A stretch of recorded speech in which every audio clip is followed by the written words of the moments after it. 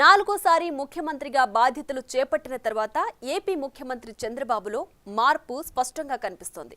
గతంలో ముఖ్యమంత్రిగా వ్యవహరించిన సమయంలో వ్యవహరించిన తీరుకు ప్రస్తుత వ్యవహార శైలి పూర్తి డిఫరెంట్ గా కనిపిస్తోంది. కార్పొరేట్ సీఈఓలా వ్యవహరిస్తారన్న ముద్ర చెరిపేసుకుంటూ ఇప్పుడు ఆయన ప్రజలతో మమేకమవుతున్న తీరు అందరినీ ఆశ్చర్యపరుస్తోంది. తాజాగా అన్నా క్యాంటీన్ ప్రారంభోత్సవం సందర్భంగా అది మరోసారి స్పష్టమైంది.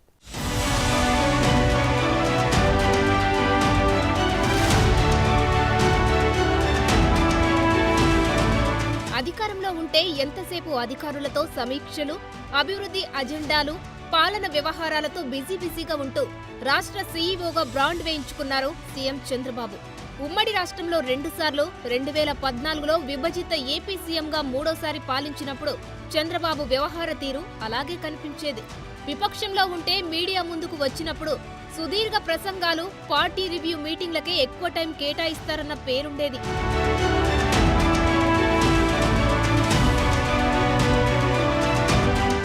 గతంలోనూ ఆయన విపక్ష నేతగా వ్యవహరించినప్పటికీ గడిచిన 5 ఏళ్లలో ఆయన ప్రతిపక్ష నేతగా ఎన్నో సవాళ్లు ఎదుర్కొన్నారు.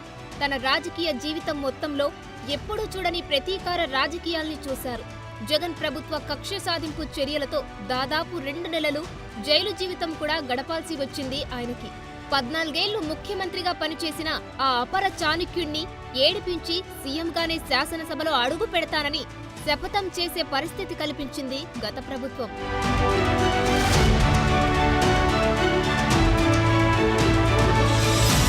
ఆ చేదు అనుభవాలన్నీ చంద్రబాబును చాలానే ప్రభావితం చేశాయన్న అభిప్రాయం వ్యక్తమవుతుంది.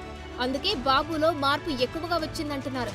గతంలో ఎక్కడికైనా వెళ్లేటప్పుడు షెడ్యూల్ ప్రోగ్రాంలపైనే దృష్టి పెట్టి అక్కడ చేసే పనుల మీదే ఫోకస్ పెట్టేవారు. ఇప్పుడు అందుకు భిన్నమైన పరిస్థితి కనిపిస్తుంది. తరచూ ఆయన కాన్వాయ్ ఆగడం, చుట్టుపక్కల ఉన్న వారితో మాట్లాడటం, యోగక్షేమాల గురించి ఆరా తీయడం కనిపిస్తుంది.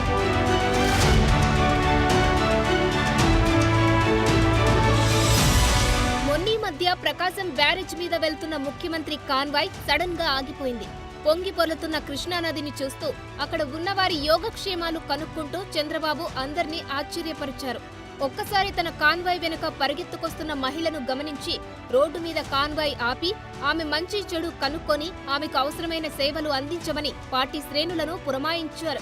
ఇక ఇటీవల చేనేత ప్రదర్శనకు వెళ్లి తన సతీమణి నారా భువనేశ్వర్కి 2 చీరలు కొనడం చుట్టూ ఉన్నవారికి నిజంగానే షాక్ ఇచ్చింది. ఉప్పాడ చీర కూడా నేను కొన్నాను, ఇప్పుడే కొన్నాను. నేను ఎప్పుడూ చీర కొనలేదు, కానీ మొట్టమొదటిసారిగా చేనేత కార్మికుల్ని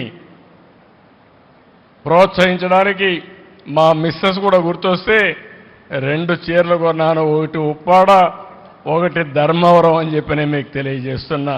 తాను విపక్షంలో ఉన్నప్పుడు తాను ఎక్కడికి వెళ్తే అక్కడికి ఫాలో అయి వచ్చిన 2 అభిమానుల్ని గుర్తు పెట్టుకుని మరీ తన వద్దకు పిలిపించుకున్న చంద్రబాబు వారితో మాట్లాడడం, వారి గురించి తెలుసుకోవడంతో ఆ 2 అభిమానులు ఆనందంతో ఉక్కిరిబిక్కిరి అయ్యారు.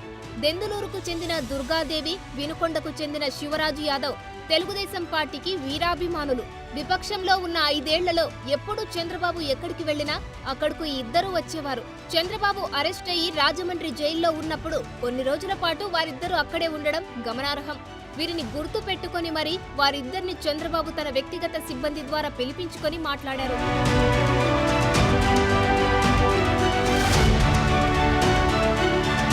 ఇలాంటి తీరు చంద్రబాబులో గతంలో ఉండేది కాదని, 4వసారి సీఎంగా బాధ్యతలు చేపట్టాక ఆయన ప్రజలతో మరింతగా మమేకమవుతూ తనలోనే కొత్త కోణం చూపిస్తున్నారన్న అభిప్రాయం వ్యక్తమవుతుంది.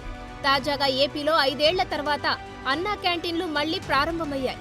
టీడీపీ వ్యవస్థాపకుడు అన్న ఎన్టీఆర్ సొంత నియోజకవర్గం గుడివాడలో సీఎం చంద్రబాబు సతీ సమేతంగా మొదటి క్యాంటీన్ ప్రారంభించారు. ఎన్టీ రామారావు గారు పుట్టిన స్థలం, మొదటిసారి ఎమ్మెల్యే అయిన నియోజకవర్గం గుడివాడ. తెలుగుదేశం పార్టీ ఎప్పుడూ గుడివాడకు రుణపడి ఉంటుంది, దాంట్లో అనుమానమే లేదు. ఫౌండర్ మెంబర్ యొక్క నియోజకవర్గం ఈ కాన్స్టిట్యున్సీ. అలాంటి నియోజకవర్గంలో ఈరోజు అన్నా క్యాంటీన్ పునఃప్రారంభించే దుర్మార్గమైన కార్యక్రమాల వల్ల మళ్లీ దాన్ని మనం అధికారం రాకపోయి ఉంటే పెట్టేవాళ్ళం కాదేమో గాని ఈరోజు మళ్లీ ప్రారంభించాం.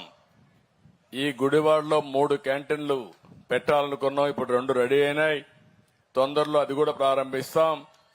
ఈ సందర్భంగా తిరుమల కొండపై అన్న ప్రసాదాల్ని ప్రారంభించిన అన్న ఎన్టీఆర్ గొప్పతనాన్ని ప్రశంసించిన ఆయన గోదావరి జిల్లాలో అన్నపూర్ణగా కీర్తించబడుతూ డిప్యూటీ సీఎం పవన్ కళ్యాణ్ పదే పదే స్మరించే డొక్కా సీతమ్మను గుర్తు చేసుకోవడం విశేషం. డొక్కా సీతమ్మ నిన్నుంటారు మీరు. ఈస్ట్ గోదావరిలో గన్నవరంలో ఉండేది.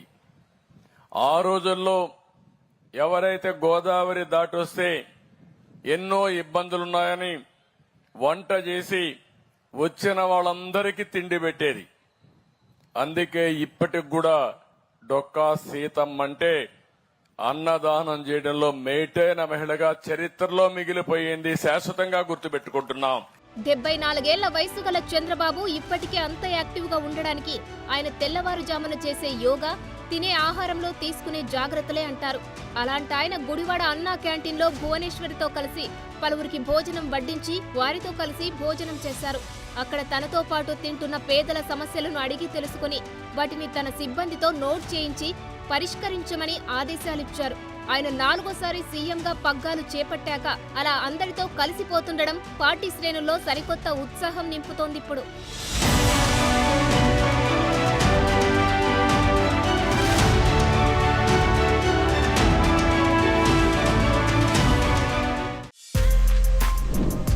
For more videos like this, subscribe Big TV channel.